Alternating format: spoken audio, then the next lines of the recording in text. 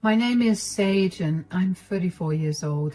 Today, I have a kind of silly story to tell you, but it's still something that bothered my family for years before my husband and I finally put our foot down. Let me start from the beginning. I met my husband Matt when we were in high school. We were good friends, but we never dated. After we graduated, we lost contact with each other because we traveled to different states for college.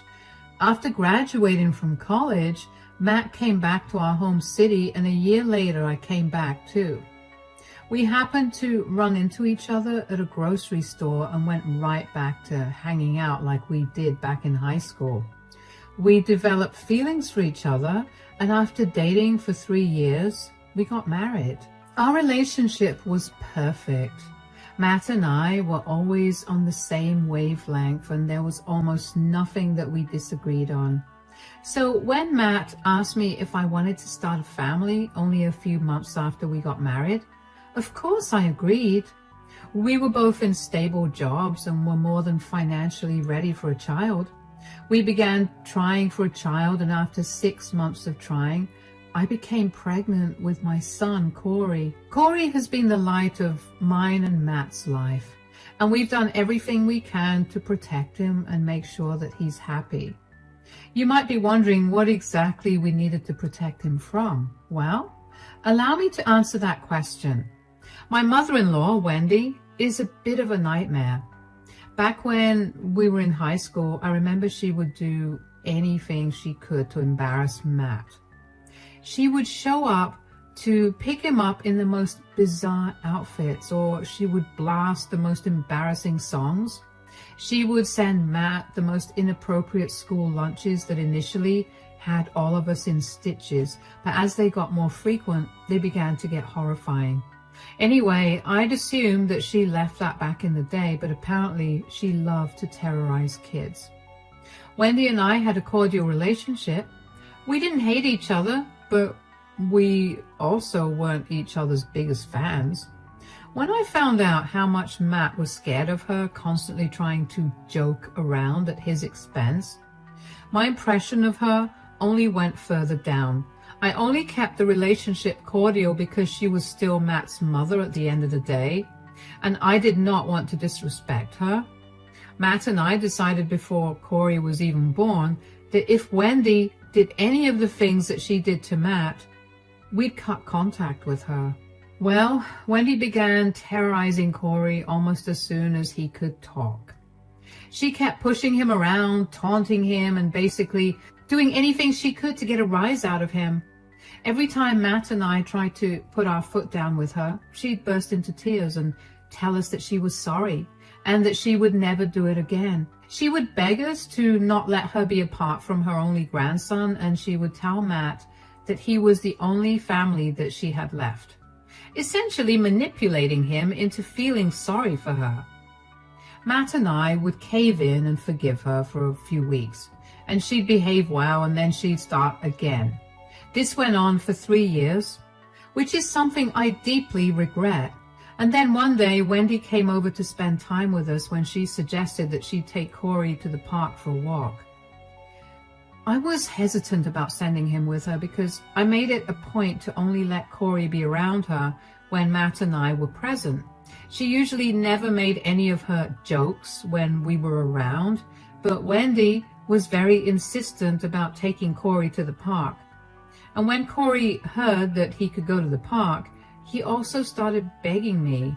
So I told them that they could go, but they had to be back in half an hour. I gave Corey some cookies to snack on and sent him on his way with Wendy. Half an hour later, Corey comes into the home and is bawling. I didn't even ask Wendy what happened. I tried my best to calm Corey down, but he refused to tell me anything other than, "Nana was so mean." When Corey was slightly calmer, I went to Wendy and I asked her what she had said to him. "What did you say to Corey?" "What do you mean?" "He's been crying and he won't tell me what you said to him." "How do you know that I said something?" "Well, he wasn't crying when he left the house with you, but after he came back, he's been crying non-stop." "So?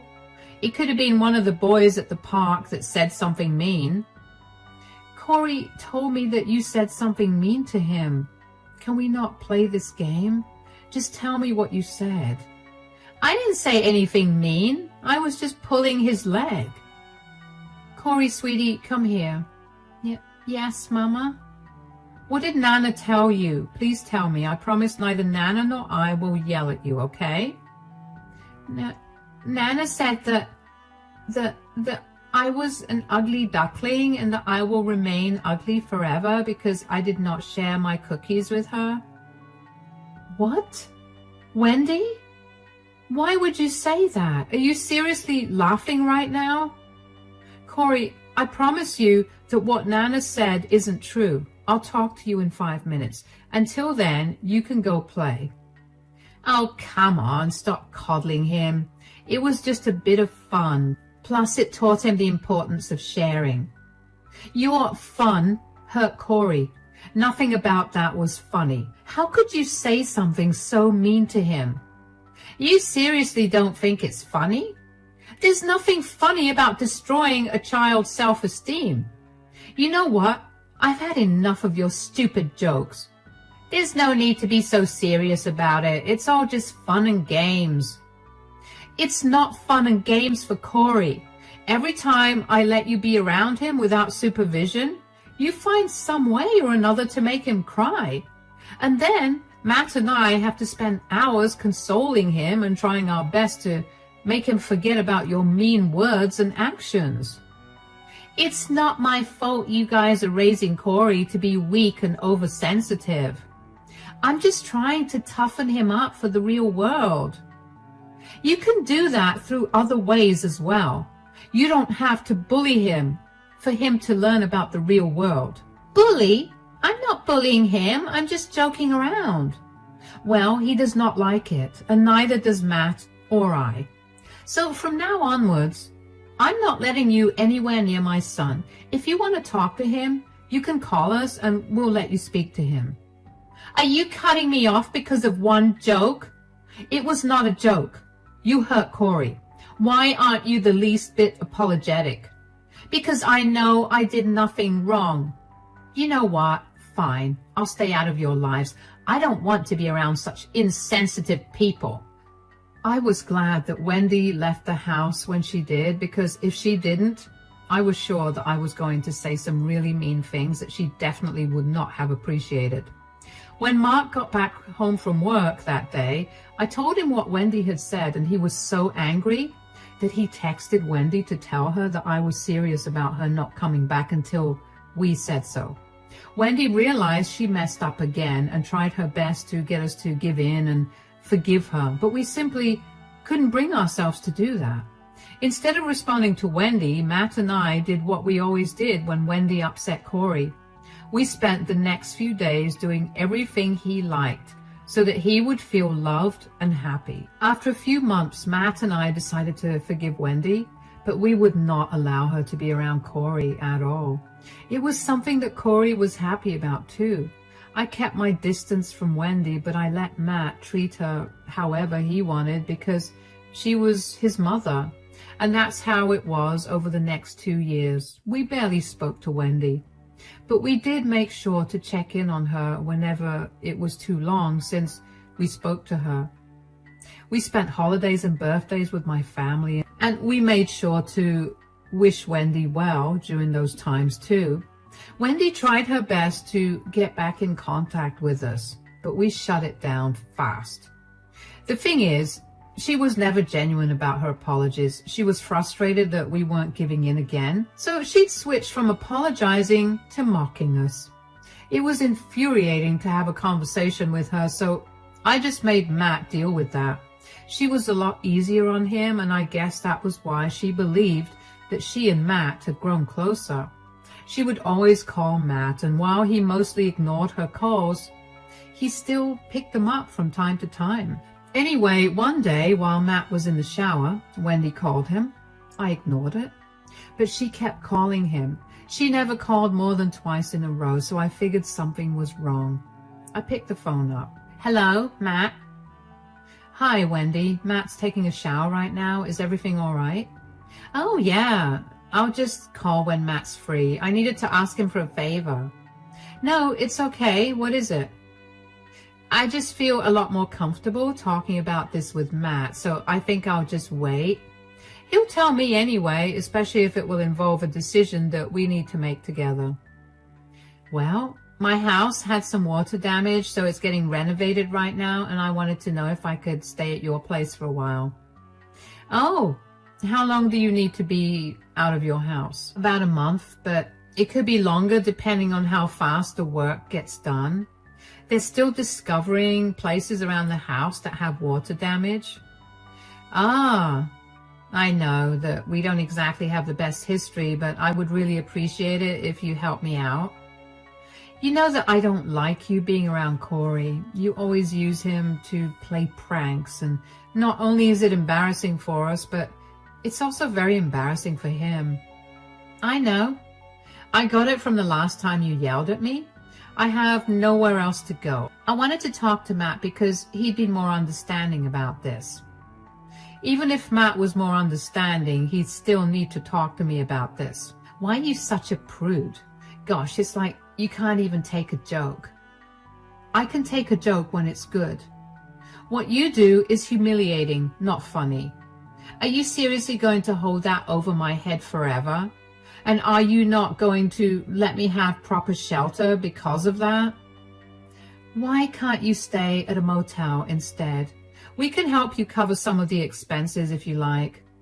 Why would I stay in a motel when my son lives in the same city as me and has a house with a spare bedroom in it? Can you just have Matt call me after he's done taking a shower and talking to you about this? It was a mistake. What are you going to say to Matt that will change how I feel about you living with us? He's the man of the house. He'll definitely tell you to put your feelings aside so that he can help his mother. That's not happening, but I will talk to Matt about this, and I'll call you tomorrow and let you know what we've decided.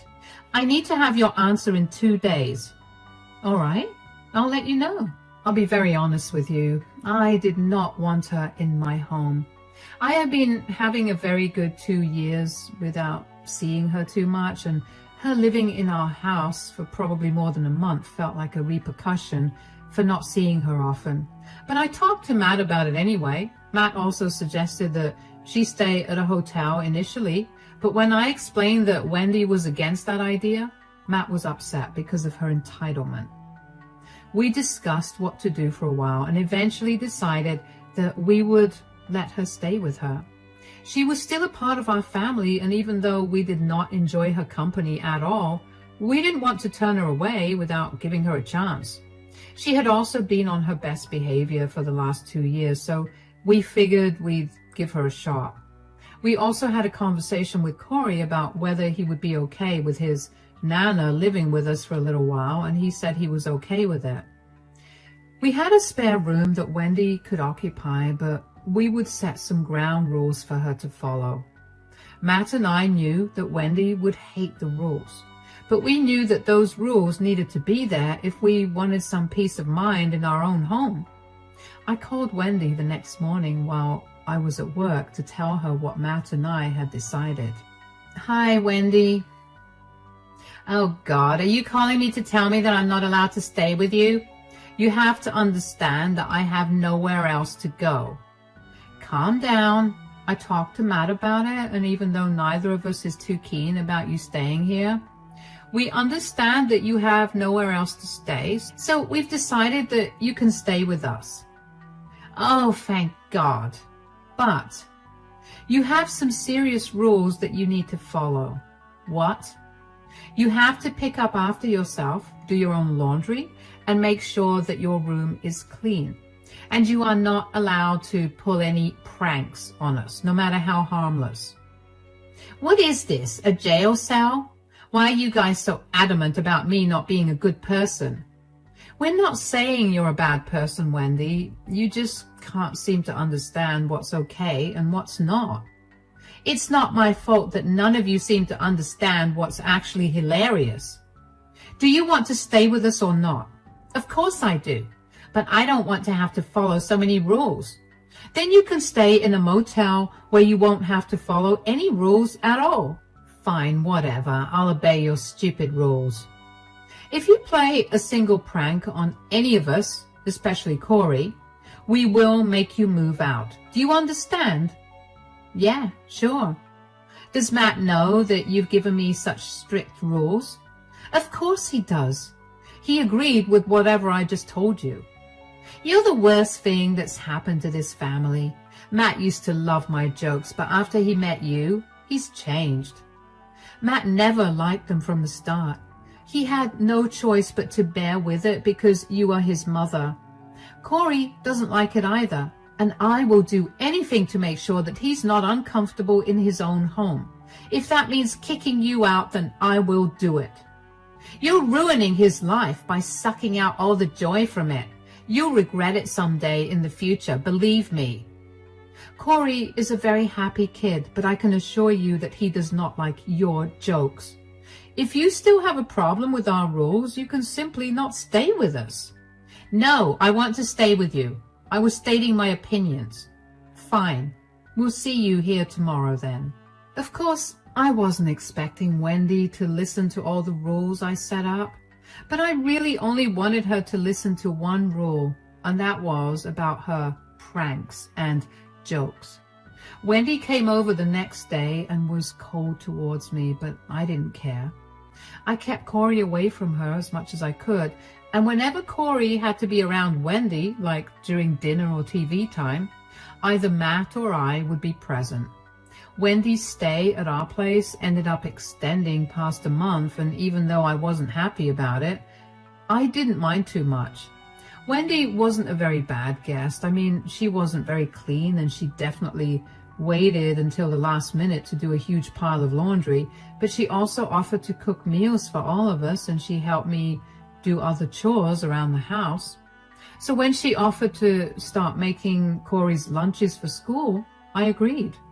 Of course, I made sure to stand and watch as she made Corey his lunches initially, but over almost 3 weeks with absolutely no incidents from her, I decided to just let her make Corey's lunches in peace.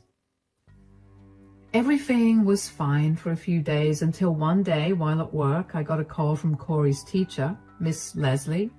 My heart dropped and my gut told me that Wendy definitely did something. Hello, Miss Leslie, is everything all right? Yes, I just wanted to ask you if everything is all right at home. Yes, it is. Why? Is something the matter with Corey? Well, since you say that everything's okay at home, I just wanted to ask you how you could send something so inappropriate in your son's lunchbox. What? What do you mean? During the break today, Corey approached me with a note that was in his lunchbox and asked me to read it out to him because he didn't know what it said. I was shocked when I read what the note said. It was full of explicit words that basically made fun of me. I did not appreciate that. I will have to take this matter up with the principal and probably the school board. Oh my God, I'm so sorry that happened. I can assure you that neither I nor my husband did that. My mother-in-law is staying with us at the moment, and she's the one who packed Corey's lunch today. She loves to play pranks, and this was her doing. I'm so sorry that you had to read that note, and even more sorry for what my mother-in-law did. I see. It's okay, but you have to make sure that Corey doesn't come to school with these letters again. If Corey and his classmates could read, this would have been an even bigger issue. Yes, I understand that. I'll make sure it doesn't happen again. Is there any way for you to not report this incident? I had explicitly told my mother-in-law that she wasn't allowed to play her pranks on Corey, and she told me that she wouldn't. But she did it anyway. If I had known that she would do it, I wouldn't have let her pack Corey's lunch or let him take what he took today. I understand that family dynamics can be very difficult. And while I understand that this was not something that you or your husband did, I will still have to report you for it. You will need to come to the school today and talk to the principal about this too. All right. Will this affect Corey's admission in any way? Since you've said that neither you nor your husband did this, I highly doubt that it will affect Corey's admission, but there will be a little more attention given to him because we cannot have this happening again. Okay, that's no problem then. I'll make sure to take better care of Corey, and I'll talk to my mother-in-law about her actions as well. Also, as Corey's teacher, I feel like it's my place to tell you that someone like your mother-in-law is not exactly the best influence on Corey. He could pick up a lot of bad behaviors from her, which would only affect him in the long run. Yes, I know. My mother-in-law is only staying with us because her house is being renovated. Corey isn't her biggest fan because he hates her pranks too. I'll make sure to keep her away from him anyway. That's good. Will you be able to make it to school in an hour? Yes, I'll be there. My face was red, and I didn't know if it was because of embarrassment or anger. I immediately called Matt and explained what had happened. We took the rest of our days off and made our way to Corey's school. When we got there, Miss Leslie had Corey standing with her while we sat with the principal. The principal handed us the note that Wendy had sent Corey, and it was exactly like one of the notes that she'd send Matt when he was in high school. It had a lewd joke at Miss Leslie's expense and a very unflattering caricature of a woman with reference to that joke. For the next hour or so, Matt and I spoke to both the principal and Miss Leslie about how inappropriate the note was. They reminded us of the school policies and told us that they were only letting it go this time because this was the first time. The principal was very firm when he told us that if Corey came to class with another inappropriate note like the one that he had brought in that day, they would be forced to expel him. Of course, Matt and I promised him that it wouldn't happen again. And that's when both the principal and Miss Leslie began to ask more questions about Wendy. They asked Matt and me first and then Corey, and it became pretty clear to them that none of us liked Wendy or her antics. The principal then went on to berate us for tolerating Wendy in our lives for so long when she'd been so horrible to Corey almost all his life.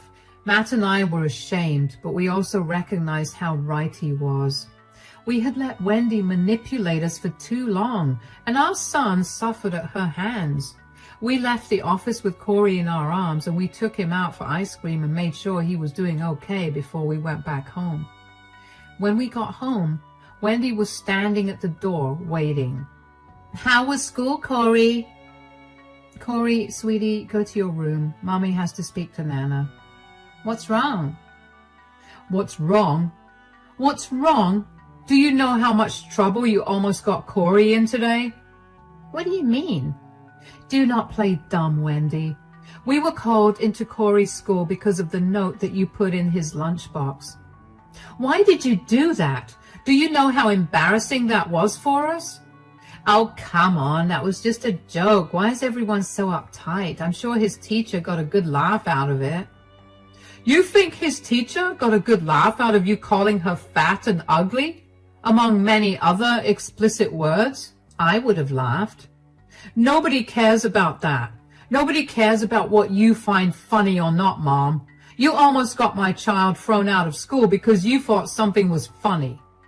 "Geez, when did you get so uptight? You used to love all my jokes." "I liked them when they weren't embarrassing or hurtful, but this is crossing way too many lines. Sage and I had to sit in front of the principal today and listen to him and Corey's class teacher berate us for the note and for letting you near him." "So, let them say what they have to say. You're not going to listen to them, are you?" "Of course I'm going to listen to them. I've tolerated enough of your humiliation, and it's time for you to go." "What? You're choosing some humorless loser's words over your own mother?" "No, I'm choosing my son over your humorless gags. You need to get out of our house and out of our lives for good. I don't ever want to see your face again." "You can't be serious. You're my son. You can't just abandon your mother this way. Sage, say something." "We warned you before you came to stay with us that we would kick you out if you played any more pranks. You agreed to not do it either, and now that you did, you need to face the consequences." "Fine, you can kick me out of the house, but you can't kick me out of your lives for good. I promise I won't do this again. You've made this promise 1,000,000 times already, and every single time you've broken it. Why would I believe you now? You've caused enough distress to my family, and now I won't allow any more. Pack your bags and leave. Son, please, you can't keep me away from my grandson and you. I love you so much. I'm your mother. You should have acted like my mother instead of some monster who loved to humiliate her grandson as a joke. Get your act together and leave us alone. Matt left us standing there and locked himself up in the bedroom. Wendy was a crying mess, and she kept asking me to get Matt to change his mind, but I was firm with my decision to not help her out. I was a little sad for her, but my anger towards her far outweighed any sympathy I felt towards her. We had given her so many warnings about her behavior and her jokes, but she never listened to them. I don't know why she was so upset when she should have seen this coming. I know that she thought Matt looked up to her as a role model, but that stopped being the case when Matt was 16. I helped Wendy pack her things up after that. She kept taking breaks to cry, but I kept going. I was not going to coddle her or try to make her feel better. She deserved to feel a little remorse. I hoped that would at least knock her down a peg.